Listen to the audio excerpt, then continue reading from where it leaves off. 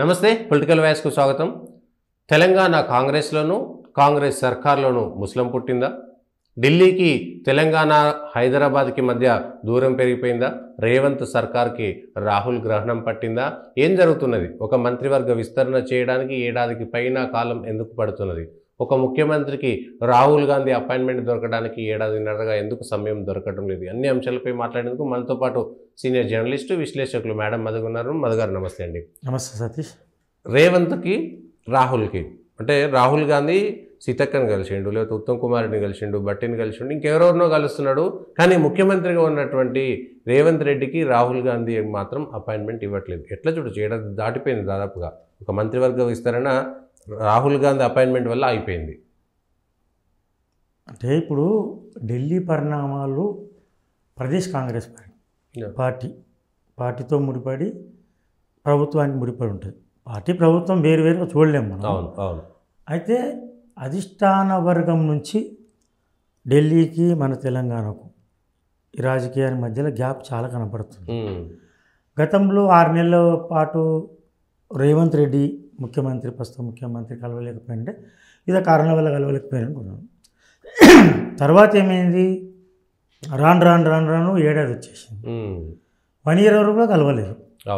కలవకపోగా ఢిల్లీకి పోయిన ప్రతిసారి 20-22 సార్లు పోయినప్పటికీ అక్కడ కేంద్ర మంత్రులను, ఖర్గేను, బీజేపీ మంత్రులను, ఇతర నాయకులను కలిసి ఈ బీజేపీతో ఉన్న ఇంటరాక్షను, బీజేపీతో ఉన్న కాంటాక్ట్ కూడా కాంగ్రెస్ అధినేతతో లేకుండా పోయింది.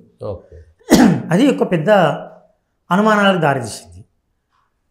ఢిల్లీ ఎలక్షన్స్ అయినాయి, అంతకుముందు మహారాష్ట్ర ఎన్నికలు, చాలా కీలకమైన ఎన్నికలు. కేవలం ఇది 2 పెద్ద రాష్ట్రాల్లో మాత్రమే అధికారంలో ఉంది.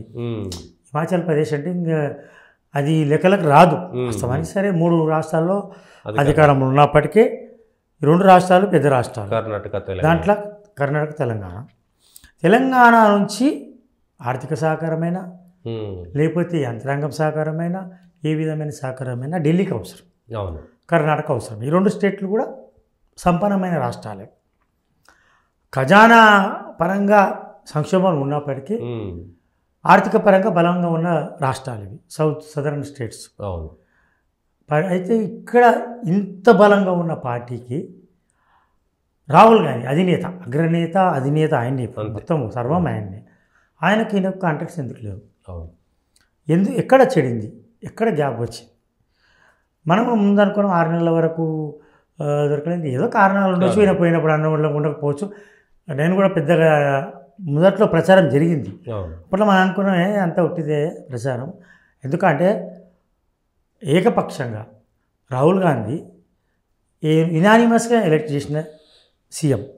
ఇక్కడ ఇలాంటి విభేదాలు లేవు. కర్ణాటకలో చాలా టస్సులు వచ్చింది, చాలా ఫైట్ నడిచింది. అసలు ఎటువంటి ఫైట్ అంటే భీకరమైన పోరు. సరే అక్కడ సిద్ధరామయ్య చేసి లాస్ట్. ఇక్కడ అంతటి పరిస్థితి తలెత్తలే. ఎందుకంటే మ్యాన్ ఆఫ్ ది మ్యాచ్గా, మ్యాన్ ఆఫ్ ది విన్నర్గా, మ్యాన్ ఆఫ్ ది సిరీస్గా ఆయన గుర్తించి వెంటనే ఇచ్చారు. దాన్ని ఎవరు పెద్దగా అభ్యంతరం కూడా చెప్పలే. ఉత్తమ్ కుమార్ రెడ్డి నేను రేస్లో ఉన్నాడు అన్నాడు, బట్టి కూడా అన్నాడు. కానీ వాళ్ళు కూడా పెద్దగా కుట్రలు చేయడం, కుతంత్రాలు చేయడం చేయలేదు. ఏకపక్షంగా అయింది. అటువంటి నాయకుని ఎందుకు దూరం పెట్టాల్సి వచ్చింది? దూరం పెట్టినట్టు మనకు కనపడుతుంది, విజిబుల్గా కనపడుతుంది. ఎందుకంటే ఢిల్లీకి పోయినప్పుడు కనీసం 1 నిమిషం నమస్కారం సార్ ఫోటో పెట్టుకొని, ఒక ఫోటో ఇంటిమేస్తోని, ఖర్గేతో దిగిన, అందరితో దిగినారు. అందరూ పోయి కలుస్తున్నారు. ఈవెన్ రాహుల్ గాంధీని అపోజిషన్లో పోయి కలుస్తున్నారు, ఎంతోమందితో మాట్లాడుతున్నాడు. అది లేదు. రెండవది, రేవంత్ రెడ్డితో కలవకపోయినా సీతక్క కలిసింది, ఉత్తమ్ కుమార్ రెడ్డి కలిసిరు, బట్టి కలిసిరు, లేకపోతే ఇంకోరో నాయకులు, కోమటిరెడ్డి, పొన్నం లాంటి వాళ్ళు ఎవరో పోయి రాహుల్ గాంధీని కలిసి ఫోటోలు బయటకు వస్తున్నాయి. కానీ రేవంత్ రెడ్డి మాత్రం కలవకపోవడం ఇంకా అనుమానాలకు తావిస్తుందేమో. అంటే నేను గమనించింది ఏంటంటే, అప్పటి నుంచి పరిణామాలను విశ్లేషిస్తే రాహుల్ గాంధీకి ఈ రాహుల్ గాంధీతో రేవంత్ రెడ్డికి గ్యాప్ పెరిగింది. ఇది స్పష్టంగా కనపడుతుంది. ఒక రకంగా రేవంత్కు రాహుల్ గ్రహణం పట్టిందా, లేకపోతే రాహుల్ ఏమన్నా ముప్పు పొంచి ఉందా అనేది ఒకటి ఉంది.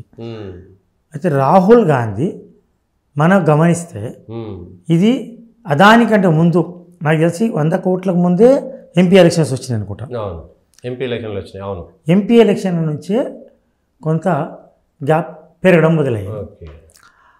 రాహుల్ గాంధీకి రేవంత్ రెడ్డికి ఉన్న తేడా ఏంటంటే రాహుల్ గాంధీకి యార్క్ రైవల్, ప్రధాన ప్రత్యర్థి, గట్టి ప్రత్యర్థులు ఎవరు అంటే బీజేపీ.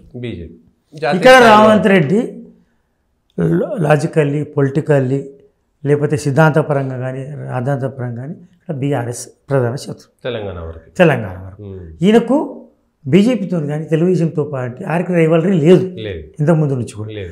ఆ పార్టీలకు పోవాలనుకున్నారు, మళ్ళీ అక్కడ కుదరక ఈ పార్టీలకు వచ్చినారు. సాఫ్ట్ కార్నర్ ఉంటుంది, పెద్దగా ఇంత రైవలరీ ఉండాలని అవసరం లేదు. ప్రభుత్వంలోకి వచ్చిన వాళ్ళు అన్నీ ఆలోచిస్తారు, శత్రువులను కలుపుకోవాలి, మిత్రులను కలుపుకోవాలి, కార్పొరేట్ శక్తులతో కూడా ఏకం కావాల్సి వస్తుంది, క్విడ్-ప్రో-క్వో కూడా చేయాల్సి వస్తుంది, ఒక నిధులు లేని చోట కార్పొరేట్ సహకారం తీసుకోవాల్సి వస్తుంది. ఇవన్నీ ఇక్కడ ఈయన చేస్తున్నాడు, కొన్ని పొలిటికల్ ఎత్తుగడలు చేస్తున్నాడు. ఈ ఎత్తుగడలు ఎక్కడ ఇప్పుడు ఎత్తు వేయాలి, ఎత్తుకు పై ఎత్తు ఎట్లా వేయాలి, శత్రువు వెంట చిత్తు చేయాలనే వ్యూహం రేవంత్ రెడ్డి దగ్గర ఉంది. కానీ సేమ్ టైం రాహుల్ గాంధీకి వ్యూహపరితి వ్యూహాలు లేవు. ఎత్తు పై ఎత్తు చిత్తు అనేది లేదు. ఆయన ఏం మాట్లాడుతారు, ఇవాళ ఏం మాట్లాడుతారు, రేపు ఏం మాట్లాడుతారో తెలియదు. సో పరిస్థితి ఏమైందంటే ఆయనకు భక్తు రాజకీయం అనేది తక్కువ, ఈయనకు భక్తు రాజకీయం తెలుసు. రెండవది ఆయనకున్నంత బీజేపీ వ్యతిరేకత ఈయనకి ఎందుకు ఉంటుంది? లేదు. ప్రభుత్వం లేక ప్రభుత్వం వచ్చింది, అందులో ముఖ్యమంత్రి సారథ్యం వహిస్తున్నాడు, ప్రభుత్వాన్ని నడపాలనుకుంటాడు. అవసరమైతే ప్రధాన ప్రత్యర్థులు చిత్తు చేసుకుంటూ, ఎత్తు పై ఎత్తు చేసుకుంటూ ప్రజల మన్నన పొందాలి, అవసరమైతే ఆర్థికంగా బలపడాలి అనుకుంటారు. కేంద్రం సహకారం అవసరము, రాహుల్ గాంధీ ఆశీస్సులు అవసరం. ఎట్ ఏ టైం సైమల్టేనియస్గా సహకారము ఆశీస్సులు రెండు కుదరవు. ఎంపీ ఎలక్షన్ అప్పుడు కొంచెం పొరపచ్చలు వచ్చినాయి. ఎట్లా అంటే చేవెళ్ళ ఎంపీ కొండా విశ్వేశ్వరరెడ్డి గెలవడానికి, మల్కాజిగిరిలో బీజేపీ గెలవడానికి, అండ్ ఇంకెక్కడ కరీంనగర్ అండ్ కరీంనగర్ అనుకో రకరకాలుగా, మహబూబ్ నగర్లో కూడా, మహబూబ్ నగర్ కాదు, 3-4 చోట్ల గెలవడానికి ఆయన ఊతమిచ్చి ఆయనకు లీనియంట్గా అంటే లూజ్గా వదిలేసిండు, లూజ్ బాల్ వేసేసిండు. ఇక్కడ క్యాండిడేట్లను కన్ఫ్యూజ్ చేసేసిండు వ్యూహాత్మకంగా అనేది ఒక రిపోర్ట్ పోయింది. రాహుల్ గాంధీ 8 సీట్లు సగం వచ్చినాయి, సరి సమానం వచ్చినాయి. బీఆర్ఎస్ లేదు కాబట్టి, బీఆర్ఎస్కి అవసరం లేదు కాబట్టి జనాలు ఓటు వేయలేదు, ఎందుకంటే అది పార్లమెంట్ కదా, బీఆర్ఎస్కి లోకల్ బాడీ వేరే ఉంటుంది. అప్పుడు 8 వచ్చినాయి.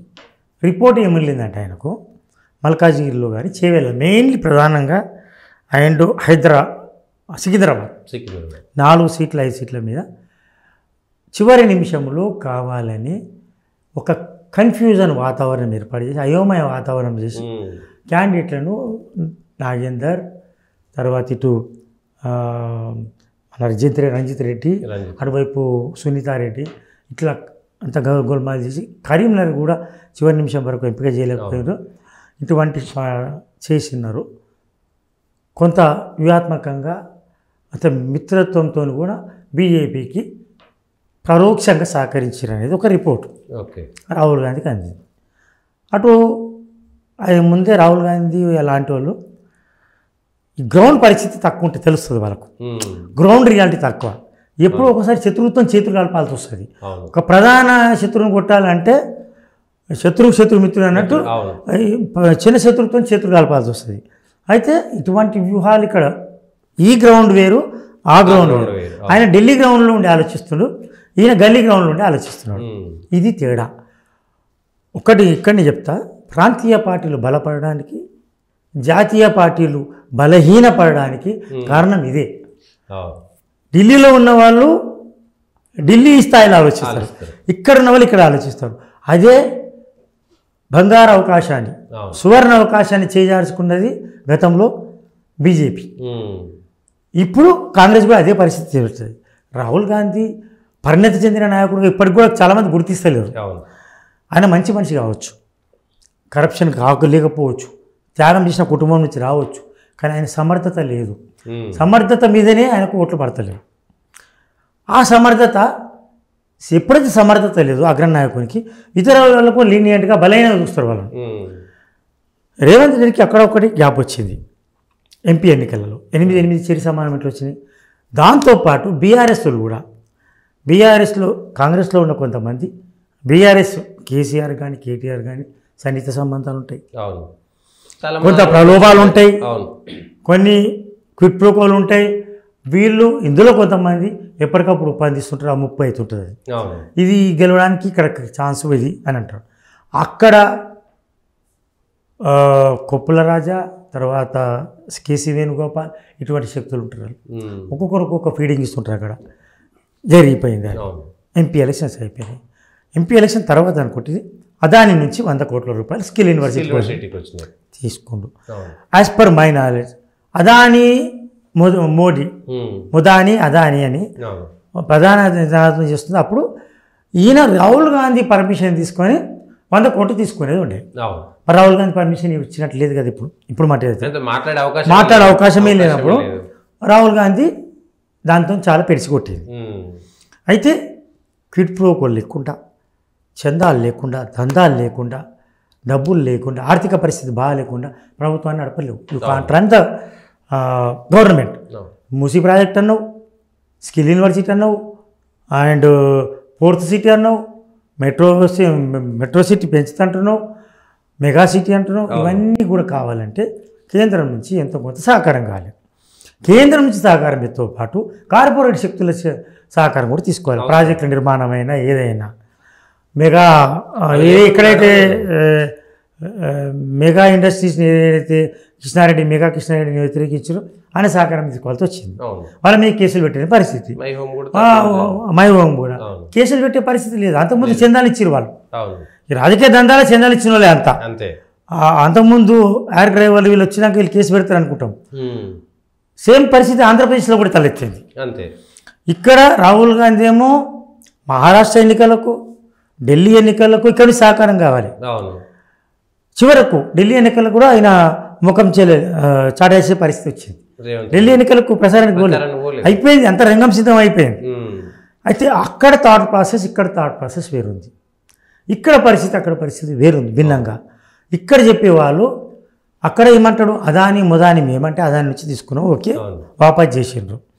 తర్వాత ఇటు నుంచి సహకారం అందకున్నా కేంద్రానికి ముడుపులు పోతున్నాయని ప్రచారం జరుగుతుంది, ఎక్కువ ప్రచారం జరుగుతుంది ఒక ఆరోపణ. అంటే చేసేవాళ్ళు చేస్తూనే ఉంటారు. రెండవది హైడ్రా అని చేయడం, తర్వాత హైడ్రా నుంచి ఏం పెద్దగా ఎఫెక్ట్ కాలేదు, దాని మీద ప్రజలలో కొంత వ్యతిరేకత వచ్చింది. తర్వాత మళ్ళీ ఇప్పుడు సాఫీగా నడుస్తుంది. తర్వాత ఈయనకు రాజకీయంగా చాలా వచ్చినాయి. క్యాబినెట్ విస్తరణ ఎంత ఈజీగా అప్పుడు చేసుకుంటే అయిపోతుంది. ఇప్పుడు 6 పోస్టులు మినిమం ఖాళీని, 6గురిని భర్తీ చేయాలి. వెంకటస్వామితో పాటు వివేక్తో పాటు చాలామంది పోటీ పడుతున్నారు. SC, Madiga, BC equation, social equation ఇవ్వచ్చు. కానీ రేవంత్ రెడ్డి ప్రయత్నాలకు అధిష్టానం నుంచి సహకారం అందడం లేదు. ఏకపక్షంగా ముఖ్యమంత్రి అయ్యిండు, కానీ ఏకపక్షంగా నిర్ణయాలు తీసుకునే పరిస్థితి లేవు. ద్విపక్షంగా కూడా నిర్ణయాలు తీసుకునే పరిస్థితి లేదు. త్రిపక్షమైంది, స్వపక్షమైంది, ద్విపక్షమైంది, త్రిపక్షమైంది, బహుపక్షం అయిపోయింది. రాను జాబ్ పెరుగుతున్న కొద్దీ బహుపక్షం అయిపోయింది. దీనివల్ల అక్కడ మొన్న కూడా ఫ్రస్ట్రేటెడ్ మేనర్లో రేవంత్ రెడ్డి చూసిన నేను మీడియాలో కూడా, అది కేబినెట్ వ్యవహారం అంతా అధిష్టానం చూసుకుంటే నాకేం సంబంధం లేదు, వాళ్ళు చెప్పినట్టు మేము చేస్తామన్నారు. అంటే ముఖ్యమంత్రి ఉండి ఆ మాట అంటున్నారు. అది బలమైన ముఖ్యమంత్రి అనుకున్నారు, బలైన పడ్డారు. తర్వాత లగచర్ల ఇన్సిడెంటు అండ్ బీసీ కులగణన, ఇటువంటి ఎస్సీ వర్గీకరణ, బీసీ మీద చాలా వచ్చింది. కులగణన మీద, కులగణన ఎందుకు వచ్చిందంటే రాహుల్ గాంధీ సీరియస్గా ఏం చేసిండు, ఒక మోడల్ చెప్తాం బీహార్ ఎలక్షన్లో కానీ ఢిల్లీ ఎలక్షన్లో కానీ దేని కానీ ఒక తెలంగాణ మోడల్ తీసుకుందాం అనుకోండి. ఆయనకు సీరియస్నెస్ అక్కడ ఉంది, వీళ్ళకి సీరియస్నెస్ లేదు ఇక్కడ. వేర్ ఇట్ కమ్స్ టు లీడర్లు ఇక్కడ అగ్రనాయకులు ఎవరు ఉన్నారు? రేవంత్ రెడ్డి, కోమటిరెడ్డి వెంకటరెడ్డి, శ్రీధర్ బాబు, బట్టి విక్రమార్క అండ్ బీసీ మంత్రి ఉన్నాడు. ఓకే, నేనేమంటున్నానంటే వీళ్ళందరికీ ఈ ఇంట్రెస్ట్ ఎందుకు ఉంటుంది? అవసరం ఏముంది? ఆయన ఇక్కడ తెలంగాణలో కుల రాజకీయాల మీద పెద్దగా లాభించిన సంఘటనలు లేవు. కులాల ముసుగులో రాజకీయం చేసినప్పుడు లాభపడ్డ సందర్భాలు లేవు, చాలా తక్కువ కుల సమీకరణ. వీళ్ళకి తెలుసు ఇక్కడ. కానీ ఆయన ఏమన్నాడు, నువ్వు ఆయన హిందుత్వం మీద పోతున్నప్పుడు నేను కులతత్వం మీద పోతున్నాను. నేను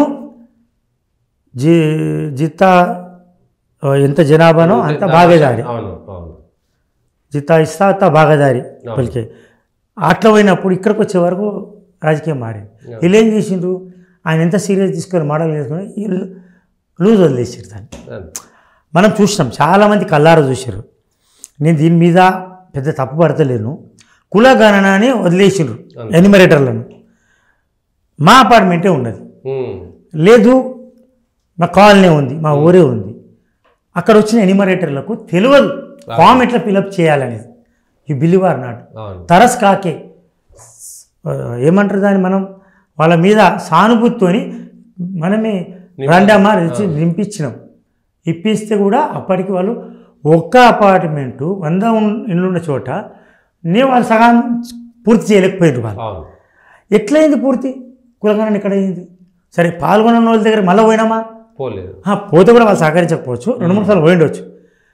గతంలో కేసీఆర్ ఉన్నప్పుడు జరిగింది ఏందో ఎట్ ఏ టైం సైమల్టేనియస్గా జరిగింది. అది కొంత ఫలితాన్ని ఇచ్చింది వాస్తవానికి. కానీ ఒక దుర్మార్గ కుట్రతో, రాజకీయ కుట్రతో దాన్ని బయట పెట్టలే. అది బాగానే జరిగింది. వాళ్ళకు కూడా కుట్ర ఉంది కదా, మరి వాళ్ళకి కూడా కుట్రకోణం ఉంటుంది, దీంట్లో వీళ్ళ కూడా కుట్రకోణం ఉంటుంది. కానీ రాహుల్ గాంధీకి లేదు. వీళ్ళ అధికారం రాగానే అది బయట పెట్టడంలో వీళ్ళు కూడా విఫలం చెందిరు. ఎందుకంటే అవసరం లేదు. అది పెడితే వేరే, ఇప్పుడు నీకు నాకు నేను కూడా అనుకుంటా, అరే వాళ్ళ కులం ఎక్కువ ఉందని ఎందుకు చెప్పాలి? ఊకో. ఇప్పుడు నేను బీసీ కావచ్చు, ఎస్సీ కావచ్చు, ఎస్సీలో కూడా వర్గీకరణ ఉంటుంది. అరే ఆ కులం ఎక్కువ ఉందంట, మన కులం తక్కువ ఎందుక వాడే బీసీ కోరుకోవచ్చు. సో ఇటువంటివి ఉంటాయి. ఈ రియాలిటీకి రాహుల్ గాంధీకి చాలా గ్యాప్ పెరిగింది కులగణనలో. అక్కడికి రిపోర్ట్ పోయింది, కొప్పులరాజు అటువంటి వాళ్ళు ఇంటెలిజెన్స్ రిపోర్ట్ ఇవ్వడము, లగచర్లలో ఫెయిల్ కావడము, ఇవన్నీ తర్వాత ప్రాజెక్టుల పేరు మీద పెట్టి గతంలో ఉన్నవారికే కాంట్రాక్ట్లు ఇవ్వడం. ఎక్కడైతే రాహుల్ గాంధీ వరాలు ఇచ్చిండో అక్కడ అవి ఇంప్లిమెంట్ కాకపోవడం, వరంగల్ పర్యటన కూడా రద్దు కావడం, వస్తున్నది లేదు పోయింది చెప్పలేదు. ఇది పాత న్యూస్ అనుకుందాం. ఇది ఇప్పుడు మనకి ఇప్పటి వరకు వచ్చేవారు వరుస పరిణామాలు. కులగణన విషయంలో nobody was serious. No officer, no political leader, whether is a BC or SC or OC, ఎవరు సీరియస్గా లేరు. నేనేమంటున్నా, సో దీన్ని బట్టి ఏమైంది, గతంలో చేసిన సీరియస్నెస్ కనపరచలే, అందరికి తెలిసిపోయింది. చాలా వరకు రీచ్ కాలేదు. వీళ్ళు ఏం చేసారు, దాన్ని అట్లో పైన కిందనో లెక్కలు చేసారు. 80% అలా కరెక్ట్గా ఉండొచ్చు, 20% మ్యానిపులేషన్ ఉండొచ్చు. ఎందుకంటే వాళ్ళే చేసేస్తారు ఎన్యూమరేటర్లు. ఎంత అని చేస్తారండి ఎన్యూమరేటర్లు? వాళ్ళ ఎన్యూమరేటర్లను కుక్కలకు అన్నం పెట్టరు, పిల్లలకు నీళ్ళు ఇచ్చు, ఎన్యూమరేటర్లకు నీళ్ళు ఇవ్వలే, వాళ్ళను కుక్కలకు అనదు అని వదిలి ఎలగొట్టారు. ప్రభుత్వం నుంచి ఎప్పుడు కూడా వాళ్ళకు సపోర్ట్ దొరకలే. ఎంత దుర్మార్గం అంటే ఎన్యూమరేటర్లు ఎవరు? టీచర్లు, ప్రొఫెసర్లు కాదు, టీచర్లు, తర్వాత అంగన్వాడీ, తర్వాత పార్ట్ టైం జాబులు. వాళ్ళు వస్తే జాలిపడి నీళ్ళు ఇవ్వాల్సిన పరిస్థితి. ఇంత దుర్మార్గంగా ఎవరిచి ప్రజలు కూడా, మరి ప్రభుత్వం పట్టింపు లేదనే అక్కడ జరిగింది. ఎన్యూమరేటర్లకు సహకారం లేదు. ఎన్యూమరేటర్లు చేసిన మంచి పనులకు ఎవరు సహకరించలేదు. వాళ్ళు నిలగొట్టేసారు. ఏం చేస్తారండి వాళ్ళు? నీ ప్రభుత్వం పట్టలేదు, నీ ఇన్ఛార్జ్ అధికారులకు పట్టలేదు, ప్రజలకు పట్టి ఎందుకు ఉంటుంది? నీకే సీరియస్నెస్ లేకపోతే వాళ్ళకి ఏం పట్టుంటుంది? ఇవన్నీ కూడా అబ్జర్వేషన్ అయింది. మోర్ ఓవర్ ఎప్పుడైతే ప్రకటించారో 13 లక్షల మంది లేదా 1000 కుటుంబాల జరిగి మేము పోలేదు అని వీళ్ళే చెప్పిండ్రు. చెప్పినప్పుడు ఏంది, రీసర్వే చేస్తున్నామని చెప్పేదండి. ఈ రీసర్వే కోసం మళ్ళీ రాహుల్ గాంధీ ఆదేశాలు ఇవ్వాల్సి వచ్చింది.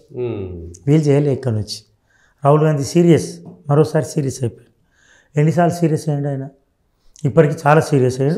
ఇప్పటికి సీరియస్ అయ్యాడు దీని మీద. అదాని మీద అంటే గ్యాప్ పెంచింది Adani.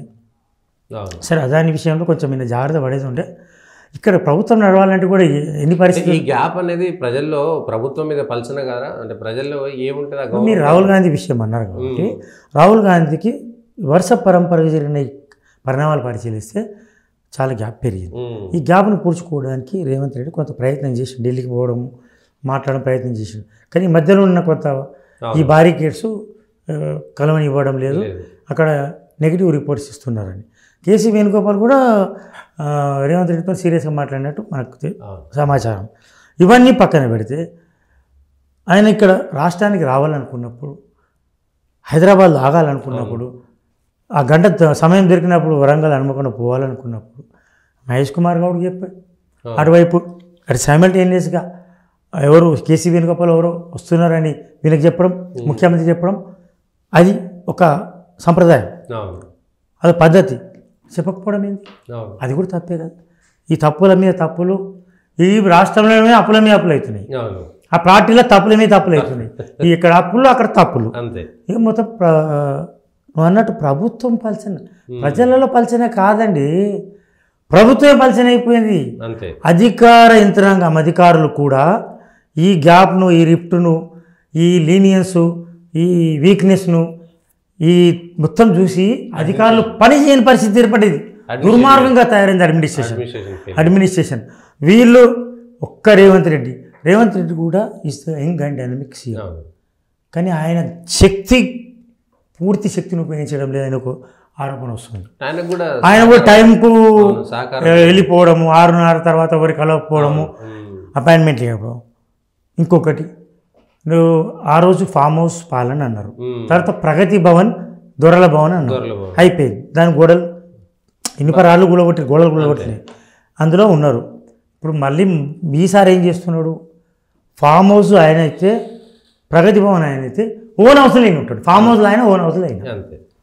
Own house doesn't work. ఎప్పుడైనా ఓన్ హౌస్ దగ్గర అసలు ఇటువంటి వ్యవహారాలే ఉండదు, క్యాంప్ ఆఫీస్ అనుమానాలను దారిస్తుంది. ప్రైమ్ మినిస్టర్ కూడా అధికారిక నివాసంలో ఉంటాడు, అది ఉంటుంది కదా. తర్వాత ఇక్కడ కంపేర్ చేస్తే అక్కడ చంద్రబాబు నాయుడు 74-75 సంవత్సరాలు, అని ఆ క్యాంప్ ఆఫీస్నే 14 గంటలు ఉంటుంది, 10 గంటలు ఉంటున్నాను అనుకో. మరి మీరు ఎక్కడ ఉంటున్నారు, మీ సీరియస్నెస్ ఎక్కడ కనబడుతుంది? నాన్ సీరియస్ కనబడుతుంది జనాలలో. Revanth Reddy police command room లో సమీక్షలు చేసుడు ఏమి ఇక్కడ చేస్తున్నారు సమీక్ష? సెక్రటరీలో చేయాలి కదా. MCHRDలో పోయి మూలకు పోయి పెట్టుకోవడం ఎందుకు? ఇంత పెద్ద భవనం కట్టినా అసలు ఆ భవనంలో పోవద్దు అనుకుంటున్నారా? సెక్రటరీ నిర్గాల్చాలనుకుంటున్నారా? ప్రగతి భవన్లాగా చేయాలనుకుంటున్నారా? ఇంత మంచి ఎవరో కట్టితే మనకేంది? మన ప్రభుత్వం సొమ్ముతో నిర్మించిన భవనాలు అని ఉపయోగించుకోవాలి. అదే అయిపోయింది.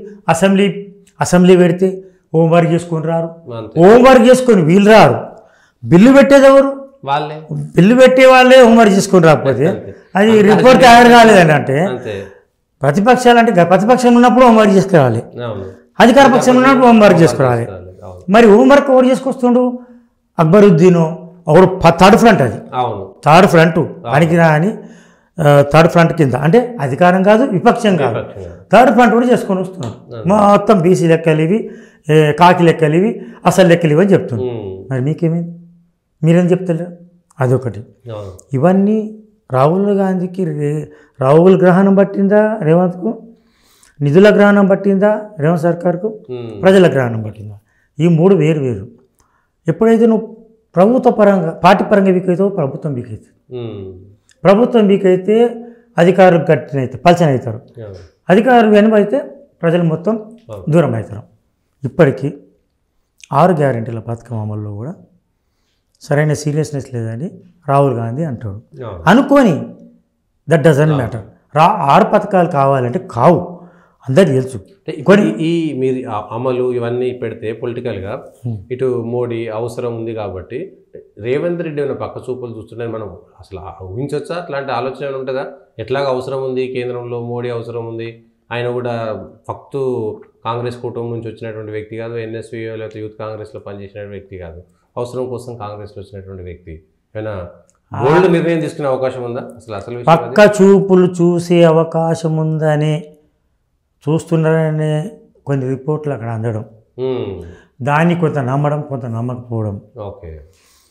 ఇప్పుడు ఏమైపోయిందంటే దురదృష్టమో అదృష్టము, దేశం అదృష్టము, కాంగ్రెస్ దురదృష్టము, లేకపోతే అందరి దురదృష్టం కావచ్చు, అదృష్టం కావచ్చు. గతంలో ఒక్క ఇందిరాగాంధీ హయాంలో తప్ప ఇటువంటి ఒక కేంద్ర అధికారం ఉన్న ఆక్టోపస్ లాగా ఆక్రమించేసింది మొత్తం బీజేపీ. 21 స్టేట్స్ అనుకుంటా నాకు తప్ప, ఎన్డీఏ ఇంకేమున్నదని ఢిల్లీ కూడా గుర్చుకోపోయాయి. అదే దాంతో పాటు ఇప్పుడు పరిణామం ఏంటంటే చెక్స్ అండ్ బ్యాలెన్స్ సిస్టమ్ ఉండాలి. మోడీ మీద మీకు ప్రేమ ఉండొచ్చు, నాకు ద్వేషం ఉండొచ్చు, లేదా బీజేపీ మీద నాకు సాఫ్ట్ కార్నర్ ఉండొచ్చు, కానీ దేశంలో బ్యాలెన్స్ కోల్పోతుంది. చెక్స్ అండ్ బ్యాలెన్స్ సిస్టమ్ లేదు. ఈ బ్యాలెన్స్ చేయడంలో, ప్రజలను నమ్మించడంలో, నేనున్నా అని భరోసా ఇవ్వడంలో రాహుల్ గాంధీ నాయకత్వం విఫలమైంది. ఆయన గెలవడు, మందిని గెలవనియడు. ఒక ఎట్లా వచ్చిందంటే ఒక సూత్రం ఉంటుంది అన్నమాట. సమర్థుడైన అధికారి కానీ, ఒక నిజాయితీపరుడైన అసమర్థుడైన అధికారి నాయకుని కంటే అవినీతిపరుడైన సమర్థుడైన నాయకుడు అధికారి గొప్పోడు అంటారు. అంటే వీడి వల్ల ఏ పని కాదు, వాడి వల్ల పని అవుతుంది, తింటాడో పని చేస్తాడు. ఈ సూత్రం మన భారతదేశంలో వర్తిస్తుంది, మన సైకాలజీకి వర్తిస్తుంది. ఈ రెండవ సూత్రం, ప్రథమ సూత్రం పరిచయం. సమర్థంగా వివరించవు, డైనమిక్గా ఉండవు, ఇటు వానిపోనియవు, నేను రాని కాళ్ళకు బంధం. మీరు అన్నట్టు బీజేపీ చక్ర వ్యూహం బంధంలో అటు ఏపీ ఉంది, ఇక్కడ తెలంగాణ ఉంది. పైకి తెలంగాణ విమర్శిస్తున్నప్పటికీ ఏ క్షణంలో ఏమైతో తెలియని పరిస్థితి. నిజానికి నువ్వు 63 మ్యాజిక్ ఫిగర్ దాటే ఉంది, అంతే. భయం ఉంది. గతంలో కేసీఆర్ అనుసరించిన వ్యూహమే ఈయన అనుసరించిన తప్పు లేదనలా.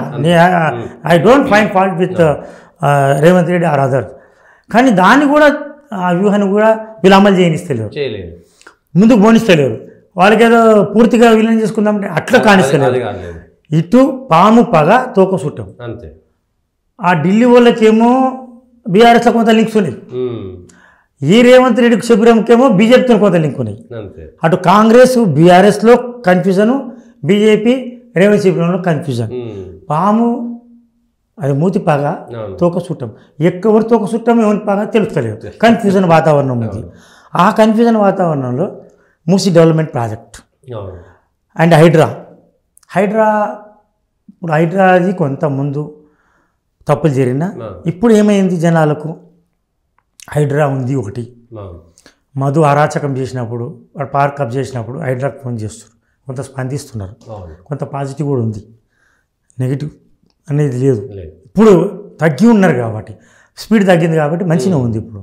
కానీ దానికి కూడా క్రెడిట్ తీసుకోవడం లేదు, పార్టీలో క్రెడిట్ ఇవ్వడం లేదు. పార్టీ వాళ్ళే ఏ రోజు ప్రెస్ మీద పెట్టి రేవంత్ రెడ్డికి గ్యాపు, రాహుల్ గాంధీ గ్యాప్ అంటున్నారా మీరు? ఎక్కడుంది గ్యాప్? రేవంత్ రెడ్డి మునగాడు, అక్కడ రాహుల్ గాంధీ దేవుడు అని ఎవరైనా ప్రెస్ మీట్ పెట్టి చెప్తున్నారా? లేదు. ఎక్కడైనా చెప్పిరా? ఒక్కరైనా? రాజశేఖర రెడ్డికి సంబంధించిన కాంగ్రెస్ చూస్తే చాలా విచిత్రంగా కనబడుతుంది. రాజీవ్ ఏది మనకు వైఎస్ మీద ఇక వాళ్ళతే ఇక వాళ్ళని ఎవడాడో చెప్పినోడు అంటుండే. ఇప్పుడు అది లేదు. అటువంటి లేదంటే పరిస్థితి పార్టీలో ప్రభుత్వాన్ని బలహీనపరచడం, ఇక్కడ కూడా శక్తులు పనిచేస్తున్నాయి. ఆ బలహీనపరచడానికి ఈయన కూడా ఆస్కారం ఇస్తున్నాడు. రెట్టింపు పని చేయాలి, డైనమిక్గా ఉన్నావు. సేమ్ నాకడ ఏడాది కూడా చిన్న ఉండొచ్చు, ఎట్లా ఉండొచ్చు. అక్కడ 74 ఏళ్ళేమో చాలా ఉత్సాహంగా పనిచేస్తున్నారు. అక్కడ ఆయన పెద్ద మనిషి ఏమో, మోడీ ఏమో ఆయన వయసు పెరుగుతున్న కొద్దీ ఆయన రాడగెలుతున్నాడు. ఇక్కడ కేసీఆర్ కూడా కొంత సమీక్షలు చేసిండు, ఎక్కువ చేసిండు. వాళ్ళకు ఉండే కుటుంబం నీకు లేదు కాబట్టి నువ్వు ఎక్కువ పని చేయాలి. ఎక్కువ పని చేస్తున్నట్టు కనబడతలేదు జనాలను. అదొకటి. నేను జనాన్ని అడుగుతాం కదా మనం, ఏమైంది అసలు మీకు ఎందుకు ఇంత అసహనం ఎందుకు? రైతు బందీ చేసిండు, ఉన్న కాడికి వేసిండు అండి డబ్బు. రైతు బందీ చేసిండు. దాంట్లో కూడా ఎవరైతే పంట పండించడమో వానికి వేయలేమంటారు, గ్రేట్. అది దాన్ని సమర్థించాలి. అది చెప్పుకోలేకపోతున్నాడు, సమర్థించాలి. తర్వాత రుణమాఫీ చేసిండు. 60% అయింది, 40% కాలేదు. 60% ఫ్రూట్స్ కనిపిస్తుంది, వాడు వినిపిస్తుంది. ఎక్కడి నుంచి రానోనిది వినిపిస్తుంది, 40% ఎక్కువ సపోర్ట్ వస్తుంది. నువ్వు ఎందుకు అట్లా చేసుకుంటారు? పార్టీలో కూడా ద్రోహం చేస్తారు. పార్టీ పిసిసి అధ్యక్షుడు, పార్టీ వాళ్ళు ఒక్కరోజు ప్రెస్ మీట్ పెట్టి తొడగొట్టి మేడం కాలర్ వేసి ఏమన్నా ఇట్లా తగ్గేది లేనప్పుడు మాట్లాడిరా? ఎక్కడ మాట్లాడుతారు? మాకేం పార్టీ, రాహుల్ గాంధీకి రేవంత్ రెడ్డి పడుతుంది ఏమో భయ్ మాకు తెలియదు అంటారు తప్ప. No, that is not correct. ఎవరు చెప్పింది మీకు? సీఎం మీద అని చెప్తలేరు. సీఎం కొంత బలంగా ఉన్నాడు ఇప్పుడు, ఇంక బలైన పర్సెంట్ ప్రయత్నాలు జరుగుతున్నాయి. మీరు అన్నట్టు బీజేపీతో పంచి ఉంది ప్రమాదం. ఎట్లా అంటే ఆంధ్రప్రదేశ్లో థంపింగ్ మెజార్టీతో ల్యాండ్ స్లైడ్ విక్టరీ, అసలు వన్ సైడ్. అక్కడ పవన్ కళ్యాణ్ ఆసరాగా దొరికారు. చంద్రబాబు నాయుడు పరిస్థితి ఎట్లుందంటే రెడ్ బుక్లో ఫస్ట్ టాప్ 10లో కూడా వాళ్ళ మీద కూడా యాక్షన్ తీసుకునే పరిస్థితి లేదు. రెడ్ బుక్ తీసుకపోయి చెత్తపుట్టలు వేసారు. ఇప్పుడు చంద్రబాబు ప్రభుత్వం బీజేపీ కనుసన్నలు ఉంది కాబట్టి ప్రజలలో అసహనం ఎవరి మీద అసహనం ఉంది? చంద్రబాబు ఇన్యాక్షన్ మీద. ఇన్యాక్షన్, ఆయన యాక్షన్ తీసుకుంటలేడు. మమ్మల్ని రోడ్ల పాలు చేసిన వాళ్ళు, దుర్మార్గంగా వ్యవహరించిన వాళ్ళు, పాశవికంగా వ్యవహరించిన వాళ్ళను, మామూలను మా కుటుంబాలను తెగ నరికిన వాళ్ళను కూడా చర్యలు తీసుకోలేకపోతున్నారు అని ప్రజలు అసహనం. ప్రజలు కాదు, కార్యకర్తలు అసహనం. రెడ్ బుక్ ఏమైందని అడుగుతున్నారు. ఎప్పుడు తీసుకుంటారు పగా? ఎప్పుడు వాళ్ళ మీద యాక్షన్ తీసుకుంటారు? ఒకటి అది పోయింది. వైఎస్ వివేకానంద కేసులో ఎవరు ఎంపీ అవినాష్ రెడ్డి అసలు ఫస్ట్ అరెస్ట్ అయింది అనుకున్నారు. బెస్ట్ కేసు అదే అనుకున్నారు. ఫస్ట్ కేసే పోయింది. మనకు తెలిసిన విషయం ఏంది? నీకు డెవలప్మెంట్ కావాలన్నా కక్షలు కావాలన్నా అడిగిరట ఎవడు అక్కడ. ఈయనేమంటాడు? డెవలప్మెంట్ కావాలి సార్, నేను వాళ్ళ ప్రోగ్రెసివ్ మైండ్ అగ్రెసివ్గా పోయింది కాబట్టి నాయకుడు అయింది. ఎవరు? రేవంత్ రెడ్డి. ప్రోగ్రెస్ అని తర్వాత ఇప్పుడు ప్రోగ్రెస్ కావాలి. ఆయన అగ్రెస్గా పోయేది ప్రోగ్రెస్కే పరిమితం అయిపోయాడు. ఇప్పుడు ఏమైపోయింది? ఏముందిరా ఇక మనం కొట్టినా చంపినా ఇంతేనా అని అనుకుంటున్నారు కార్యకర్తలు. అసహనం ఉంది రోజు సోషల్ మీడియా. అదే ఒకటి. రెండవది, అవినాష్ రెడ్డికి ముట్టలేరు. తర్వాత అదాని కేసు ఏమైందో తెలుసు. అదాని కేసులో మంచి దొరికిండు. ఈయన ఎవరు? జగన్మోహన్ రెడ్డి. అది కేసే లేదు, ప్రశ్నే లేదు. అట్లా 3 లక్షల కోట్ల రూపాయలు సాయం చేసారు వాళ్ళు కేంద్రం నుంచి. ఎందుకంటే ఈ కక్ష సాధింపు చర్యలకు పోకు. గతంలో వాడు కూడా మాకు హెల్ప్ చేసిండు, ఇప్పుడు ఎందుకులే నువ్వు చూసుకో, వాని పాపన వాడు పోని అని అంటారు తప్ప వాడి పాపన ఆగితే ఈయన పాప వెళ్ళిపోతాడు, వాడి పాప వెళ్ళిపోతాడు, మన చుట్టుకుంటుంది. ఈ బీజేపీ కనుసండల్లో ఉండరు, చక్రబంధంలో ఉన్నారు. ఏమంటారు? చక్రవ్యూహంలో, లేకపోతే పద్మవ్యూహంలో ఉన్నారు. ఇక్కడికి వచ్చే వరకు వాళ్ళు పద్మవ్యూహంలో, వీళ్ళు చక్రబంధంలో ఉన్నారు. బీజేపీ తలుచుకుంటేనే ఈ ప్రభుత్వం నడుస్తుంది ఇక్కడ తెలంగాణలో కూడా అంతే. పేర్త మ్యాటర్. నీకు ఆయన తెలుసా ఆర్థిక పరిస్థితి కేంద్రం కటాక్ష దయాదాక్షిణ్యాల మీద ఆధారపడ్డ. ఒకటి చాలామంది తెలియంది ఏంటంటే మన అప్పులు, గతంలో చేసిన తప్పులు, లేకపోతే వీళ్ళు ఇచ్చిన తప్పుడు హామీలు అవన్నీ కలిసి అప్పులైనాయి. అప్పులైనాయి. ఈ అప్పులను అధిగమించాలంటే FRBM ఉంటుంది, అందరికి తెలుసు. ఇప్పుడు తెలుస్తుంది అందరికి, physical responsibility budget management theory. దాని కింద 50,000 కోట్లు వీళ్ళు అడిగినారు. 3% విత్ ఇన్ ద 3%లో వాళ్ళు బడ్జెట్ లోపలి అప్పులకు అనుమతిస్తుంది RBI. కేంద్ర ప్రభుత్వం తలుచుకుంటే తప్ప, ఆర్థిక మంత్రి ఇస్తే అది పెంచమని అడుగుతున్నారు. లేదు బడ్జెట్ ఇతర అప్పులు ఆఫ్ ది బడ్జెట్లో తెచ్చుకుంటామంటే దాన్ని కూడా అనుమతిస్తలేరు. అయిపోయింది, ఎక్సీడ్ అయిపోయింది. నిన్న నిర్మలా సీతారామన్ అందులో చెప్పి ఎన్ని ఇచ్చినామా మీకు, ఏం చేసి మీరే మంచిగా లేరని చెప్పింది, అప్పులో ఉన్నారని చెప్పింది. సరే, కేంద్రం సరైన సహకారం చేయలేదు. అప్పుడు కూడా కేసీఆర్ గవర్నమెంట్ ఉన్నప్పుడు కూడా నీతి ఆయోగ్ రికమెండ్ చేసిన నిధులు కూడా ఇవ్వలే. మిషన్ కాకతీయ కానీ మిషన్ భగీరథ కానీ ఇవ్వలే. ఎందుకు ఇస్తారు మరి? వాళ్ళు అధికారం వేరే ఉన్నారు కాబట్టి. కనీసం దయాదాక్షిణ్యాలు కలిసి అర్బన్ డెవలప్మెంట్ ట్రిపుల్ ఆర్కు కొంత ఇస్తామన్నారు. తర్వాత 25,000 ఇస్తున్నారు కొంత, అది ఒకటే, ఇంకేం లేదు. Musi development project, river development project కింద ఇవ్వమంటారు, ఇవ్వరు. కాళేశ్వరం బ్యాడ్ ఎఫెక్ట్ తోటి దీని మీద పడుతుంది. అది కాళేశ్వరం బ్యాడ్ ఎఫెక్ట్ కూడా వాళ్ళ కాళేశ్వరం వాళ్ళకి సంబంధం లేదు. అంటే వీళ్ళు మొత్తం కేవలం డబ్బుల కోసమే కట్టారు, ఇది కూడా డబ్బులు కాదు కదా. ఇది కంప్రహెన్సివ్ ప్లాన్ ఇవ్వలే కదా వీళ్ళు. వీళ్ళకే అవగాహన లేదు, అయోమయంలో ఉన్నారు. ఎక్కడ నువ్వు లోపల ఉక్కులో కొడుతున్నావా, బయట ఉక్కులో కొడుతున్నావా, లేకపోతే ఎంత నష్టపరిహారం? ఇది డాక్యుమెంట్ లేదు, బ్లూ ప్రింట్ లేదు, వైట్ ప్రింట్ కూడా లేదు ఇప్పటి వరకు. 3 నెలల్లో బ్లూ ప్రింట్ ఇస్తామన్నావు. బ్లూ ప్రింట్ ఇవి సరిపోతలేదు. ఈ తప్పులను కప్పించుకోవాలంటే కేంద్రం చూసి ఉన్నట్టు ఉండాలి. అంతే. కనీసం కటాక్షం లేకుండా కేంద్రం కన్నెర చేస్తే ప్రభుత్వాలు నడవలేని పరిస్థితి. కేంద్రం కోపం నుంచి తగ్గించుకోవడానికి రేవంత్ రెడ్డి ప్రయత్నం చేస్తున్నాడు. అంతే. అంతే. తర్వాత ఏమైనా అప్పులు తీసుకుంటారు, ఓకే చూస్తున్నట్టు ఉంటే తీసుకుంటారు, హాఫ్ ది బడ్జెట్లో అప్పులు తీసుకుంటారు. కేంద్రమే చెప్పింది అనుకో నిధులు, ఆర్బీఐ డేంజర్ బెల్స్ ఉన్నాయి, మొత్తం డేంజర్ ఉంది, నో లిమిట్ అని అన్నా అనుకో, వచ్చినప్పుడు ఇవ్వని ఇప్పుడు చేస్తలేరు. బ్యాంకులు కూడా ముందుకు రావు. రేవంత్ రెడ్డి చేస్తున్న మరో తప్పు, అక్కడ రాహుల్ గాంధీ మిస్అండర్స్టాండ్ అవుతుండు, ఆయన రాజకీయంగా కొన్ని తప్పుదాడులు చేస్తున్నాడు, ఆయనకి చెప్పేటోళ్ళు చెప్తారు ఓకే. ఇక్కడ తన చేతిలో ఉన్న ఆర్థిక వ్యవస్థను కూడా ఆయన ఉరికించడం లేదు. పెద్ద పెద్ద ప్రాజెక్టులు అయిపోయినాయి. రియల్ ఎస్టేట్ ప్రాజెక్టులు ఆపాల్సిన అవసరం మీకు ఎందుకు వచ్చింది అంటే కమిషన్ ఏం లేదు. ప్రభుత్వం అంటే వీళ్ళు అనుకుంటారు సత్యహరిచంద్రులు, పెద్ద దొంగ చిన్న దొంగ, మంచి దొంగ చెడ్డ దొంగ ఇట్లా చూస్తారు. ఇదంతా వెరీ సీరియస్. ఎవరు ఎక్కువ తిన్నారు, ఎవరు డెవలప్ చేస్తున్నారు, డెవలప్మెంట్ను, సంక్షేమ పథకాలను, డెవలప్మెంట్ ప్రాజెక్టులను సమతుల్యత చేసిననే గ్రేట్ లీడర్గా గుర్తిస్తారు ప్రజలు. ఇప్పుడు ఢిల్లీ రిజల్ట్ అయినా ఏ రిజల్ట్ అయినా సంక్షేమ పథకాల మీద ఏడైనా ఆ రోజులు పోయినాయి. డెవలప్మెంట్, ప్రోగ్రెస్ అండ్ ఏది వెల్ఫేర్ రెండు సమతుల్యత చేసినాం. గతంలో కేసీఆర్ 8 ఏళ్ళు చేసిండు, 2 ఏళ్ళ లూడకాన్ చేసిండు, దళిత బందీ అనే బందీ అని చేసిండు. చేస్తే మంచిదే కానీ పర్మిట్ చేయలే బడ్జెట్, దానికోసం అమ్మడము, అప్పు చేయడము, వాద్యము ఇట్లా చేసి. ఇప్పుడు ఏమైంది, బ్యాలెన్స్ చేయలేని పరిస్థితుల్లో లూడకాన్స్ ఉన్నాయి, మొత్తం బోల్తా పడుతున్నాయి. కేజ్రీవాల్ ఏం తక్కువ చేసిండు అక్కడ, government free education, free water ఏం చేసిండు, ఏం అవసరం ఏముంది. వీళ్ళు కూడా చెప్పారు అనుకో. ఇటు చూస్తే రేవంత్ రెడ్డి అటువంటి వాళ్ళు ఏం చేస్తారంటే వ్యక్తిగత ప్రయోజనాలు, ఈ మంత్రులు వ్యక్తిగత ప్రతిష్టకు వ్యక్తిగత ప్రయోజనాలు పోతున్నారు, పార్టీని కలుపుకొని పోవడం లేదు, వ్యవస్థను కలుపుకొని పోవడం లేదు, అధికారుల మీద సీరియస్ లేదు, అధికారులను ఉరికించడం లేదు, 10 ఏళ్ళు ఇబ్బంది పడ్డ కార్యకర్తలకు మాకు న్యాయం జరగలేదు, అసలు ఏమీ లేదు. ఓకే, ఇప్పుడు నువ్వేం చేయాలా, రియల్ ఎస్టేట్ ప్రాజెక్టు పెండింగ్ ఉన్నాయి, పెండింగ్ ఉన్న దానికి రిలాక్సేషన్స్ ఇవ్వాలి.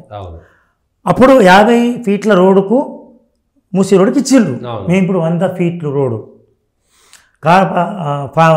ఎస్ఎఫ్టీ అన్న ఏదేమనుకో, ఎఫ్ఎస్ఐ తగ్గిస్తాం, ఎస్ఎఫ్టీ పెంచుతాం, కొంత ట్యాక్స్ పెంచుతాం చెప్పి ట్యాక్స్ తీసుకో రెడీగా ఉన్నారు జనాలు అఫీషియల్గా. ఇప్పుడు అప్పుడు లంచం అనుకో, ఆఫ్ ది రికార్డులు అనుకో, దానికి అవేమాలు పడతారు, ఎవరికి ఏమి ఇవ్వాలి, ఎవరికి ఎంత ఇవ్వాలి తెలియదు జనాలకు, బిళ్ళలో తెలియదు పరిస్థితి. ఇదే అఫీషియల్గా పెట్టినాం అనుకో, ఎంత ఎఫ్ఎస్ఐ ఇస్తాం, ఎంత ఓకే. స్కై స్క్రాపర్స్కి లేదన్నావు, మంచిదే, that is well and good. ఇటువంటి చేసి దాన్ని ఇచ్చేసి ఫైల్ క్లియర్ చేసి పడే, టకా టకా టకా 1000 కోట్లు వస్తుంటే అక్కడ ఇక్కడ సంపద పంచు, సంక్షేమాన్ని పెంచడం లేదు, పంచడం లేదు. ఆయన పెంచిండు, పంచిండు కూడా, ఆస్కారం వచ్చింది. నీకు ఆస్కారం ఉన్న చోట కూడా ఆర్థిక వ్యవస్థను ఉరికించడం మీద అనేది జనాలలో అసహనం పెరిగిపోతుంది. అసహనం చెప్పుకునే విధం ఉండాలి. ఇసుక లారీలు పోతుంటే ఎమ్మెల్యేలు పోనీ ఇసుక లారీలు అంటున్నారు, ఎవరిని, అధికారులను. పోనీ అంటున్నారు, పోనీ కాదు రాని, ఇప్పుడు నిజాలకు వస్తుందా, మరి ఖజానాకు వస్తుందా? నాన్ ట్యాక్స్ రెవెన్యూ 30,000 కోట్లని పెట్టుకున్నాం మనం, 3,000 కోట్లు వస్తలేదు ఎందుకు, మరి దాన్నన్నా పట్టాలి కదా. నీ చేతిలో నువ్వు చేయయ్యా, ఢిల్లీ చేతులు ఉన్నది తర్వాత విషయము. కేంద్రం అనే సహకారం నిజంగానే లేదు. మూసీ డెవలప్మెంట్ ప్రాజెక్ట్ కోసం చేస్తే చేయొచ్చు, చేయకపోవచ్చు కూడా. దాని ఏమంటావు నువ్వు, కేంద్రం సహకరించలేదు, ఇగో మా బ్లూ ప్రింట్ వైట్ ప్రింట్ ఉన్నది, ఇగో ఇంతవరకు మేము కష్టపడం. అరే మూసీ ప్రాజెక్ట్ అన్నావు 3,000 కిలోమీటర్ల, 30 కిలోమీటర్ల, 3 కిలోమీటర్ల, బాపు ఘాట్ దగ్గర చేసి చూపెట్టు, అంతే ఫస్ట్ ఇనిషియల్ స్టేజ్లో చేసి చూపెట్టు. అదే చేస్తలేమంటే వేరే దగ్గర ఏం చేస్తావు నువ్వు, బొమ్మ కట్టినట్టు, ఒక ఏది మన కాంటూర్ వేసినట్టు, లేకపోతే రోడ్ వేసినట్టు, లేకపోతే బ్యూటిఫై చేసినట్టు చూపెట్టు. బాపు గారి దగ్గర ఏం అడ్డం లేదు కూడా, ఉన్న దగ్గరనే చూపెట్టు. విజిబుల్ ఉండాలి, జనాలు ఏమంటారు, వాడు ఇట్లా పోతుంటాడు, సైకాలజీ మూసీ నుంచి పోతుంటాడు. ఏదో మీ మూసీ ప్రాజెక్టు రేవంత్ రెడ్డి ఈసారి నాలంటి వాళ్ళు ఏమంటారు, ఈసారి చేస్తారండి, సీరియస్ ఉన్నారు, సీరియస్ ఉన్నట్టు చేస్తాడేమో, అట్లా అనొద్దు అని అంటుంటారు. ఇప్పుడు ఏమంటారు, ఏది మురికి బాగానే మారుతుంది కదా, ఏది ఇక్కడే చేయకపోతే ఇంకెక్కడ చేస్తారని బాపు గారి దగ్గర ప్రశ్నిస్తున్నారు. ఆ ప్రశ్నించే వీళ్ళు తెలియదు ఆ ప్రశ్నలు. విజిబుల్ డెవలప్మెంట్ నీ చేతులు ఉన్నది, నీ ఆధీనంలో ఉన్నది, చేయమంటారు జనాలు. అద్భుతాలు సృష్టించమంటలేరు. ఆకాశం గంగను కింది తీసుకురామంటలేదు, ఉన్న గంగని ప్యూరిఫై చేయమంటున్నారు. ఇప్పుడు మోడీ చెప్పిన ఆయన చేస్తున్నాడు. ఎక్కడ చేసినాయి విజిబుల్గా కనబడుతుంది జనాలకు. అరే ఏదో చేస్తుండే, ఏదో కష్టపడుతున్నట్టుండు, ఏదో లొల్లి చేస్తున్నట్టుండు. చంద్రబాబు కూడా కనబడుతుంది, ఇక్కడ కనబడతలేదు. లోల్లనే కనబడుతుంది. అక్కడ 3 లక్షల కోట్లు వచ్చినాయి, ఉన్న బలంగా వచ్చేసినాయి. ఎంత బాధ అంటే సంతోషం, కానీ ఇక్కడ రాకపోతే బాధ కదా. మనం కూడా బాధ కదా. అందుకే అక్కడ చేయనప్పుడు నువ్వేం చేస్తున్నావు as a chief minister, as a government, as a finance minister, as a revenue minister, what you are doing, what is your role? నువ్వు చెప్పుకో ప్రజలకు, నేను ఇది చేసిన. ఇగో ఇందిరా సమాధానం చెప్పేటోళ్ళు లేరు, అక్కడ చెప్పేటోళ్ళు లేరు. అయితే చేస్తున్న కొన్ని పనులు కూడా కొన్ని చేసిరు పాపం, అంతో కొంత చేసినవి కూడా చెప్తలేము. నువ్వు ధరణి అన్నావు, భూమాత అన్నావు, ఏమాత ఏమాత వచ్చింది ఇక్కడికి వచ్చింది. ఇప్పటివరకు రికార్డులు క్లియర్ కాదు. 20 లక్షల కేసులు అన్నీ పెండింగ్లో ఉన్నాయి ఇప్పుడు టిల్ టుడే. మరి అది కూడా చేయాలి, చెప్పాలి. కమ్యూనికేషన్ గ్యాప్ చాలా ఉంది, కమ్యూనికేషన్ వ్యవస్థ లేదు. సీఎంకి మంత్రులకు ఎమ్మెల్యేలకు కింద ఉన్నటువంటి వాళ్ళకి, అధ్యక్షుడికి, నాయకుడికి ఇప్పుడు సొంత జిల్లాలనే వాళ్ళు సొంత మీటింగ్ తిరుగుబాటు. ఎందుకంటే పార్టీ ఎప్పుడైతే యజమాని ఆర్థికంగా నష్టపోయిండు, లూజ్ అయిపోయాడు, ఆయన నైతికంగా లేడు, లేకపోతే బలంగా లేడు అన్నప్పుడు పిల్లలు కూడా వినరు.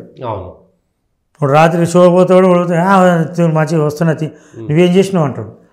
ఇప్పుడు బలంగా కనబడాలి నాయకుడు, ప్రభుత్వం బలంగా కనబడాలి. బలంగా చేయడంలో మనం కూడా తోడ్పాటు అందించాలి. ప్రభుత్వాలు బలహీనపడము, నాయకులు బలహీనపడము వ్యవస్థకు మంచిది కాదు. ఇప్పుడే ఏడాదిన్నర కాలేదు, ఈ ప్రభుత్వం కూలిపోవాలి, పోతుందేమో, రాహుల్ గాంధీ గ్రహణం పట్టిందా అని బాధ అనిపిస్తుంది. ఇంకా మంచి చేయాలి. ఈ గవర్నమెంట్ బీజేపీ కూడా సహకరించాలి, తప్పేమున్నది, డెవలప్మెంట్ సహకరించాలి. కానీ బీజేపీ కనుసన్నలలో చాలా రాజకీయ పరిణామాలు జరుగుతాయేమో నాకు అనిపిస్తుంది.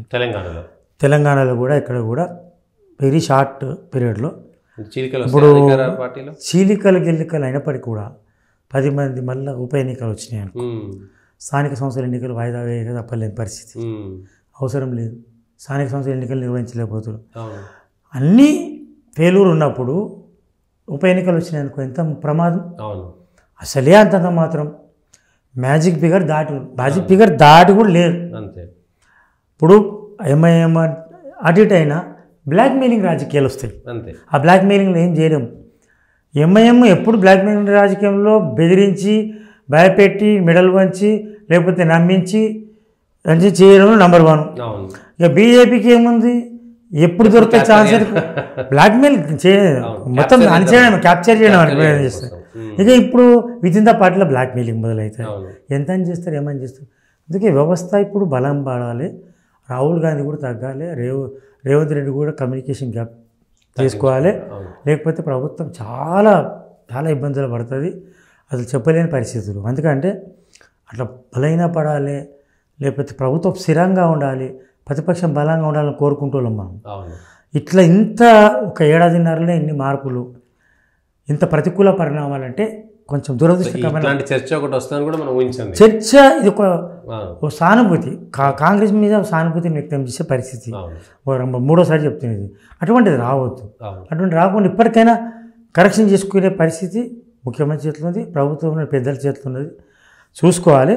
కానీ ఇప్పటికైతే రేవంత్కు రాహుల్ గ్రహణం అది సంపూర్ణ గ్రహణం కావద్దు. బీజేపీ చక్రబంధం పద్మవ్యూహంగా మారద్దు. అటువంటిది చాలా అలర్ట్గా ఉండాలి, హై అలర్ట్గా ఉండాల్సిన పరిస్థితి. నేనైతే కాంగ్రెస్ ప్రభుత్వానికి ఇది high alert. Thank you Vimal గారు. ఇది రేవంత్ రాహుల్ ఎవరు తగ్గుతారు ఎవరు నెగ్గుతారో పక్కన పెడితే ఇద్దరి పంతం కూడా తెలంగాణలో ఉన్నటువంటి కాంగ్రెస్ సర్కార్కే పెద్ద ఇబ్బంది కాబోతున్నది. మరి ఇప్పటికైనా ఏడాదిన్నరలోనే వచ్చినటువంటి వ్యతిరేకతను ఏ విధంగా వాళ్ళు సమర్థించుకుంటారు, ఏ విధంగా ప్రజలకు సమాధానం చెప్పుకుంటారో వేచి చూడాల్సినటువంటి అంశం.